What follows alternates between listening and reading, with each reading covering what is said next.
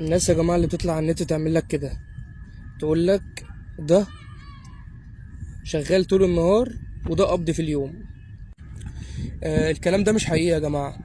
اليوميات هنا في ليبيا في بني غازي بالنسبة لل بتوع المحارة مثلا، اليومية بتبدأ من 100 110.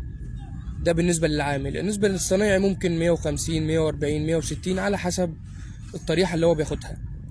تمام. ده بالنسبة لإيه لشغل المعمار.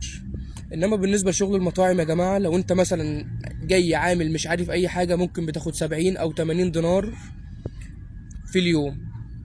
ده اقل حاجه. ممكن بقى انت صنايعي، لو صنايعي مثلا على قدك او صنايعي كده، بتبدا اليوميه من 100 دينار، معاك 100 110 120 150 160 170 لغايه 200 دينار يا جماعه. ده بالنسبه لشغل المطاعم. انما 50 دينار والكلام ده مفيش يا جماعه. الكلام ده غير قليل. ممكن جماعه السودانيين، وقليل اللي بياخد دلوقتي 50 دينار.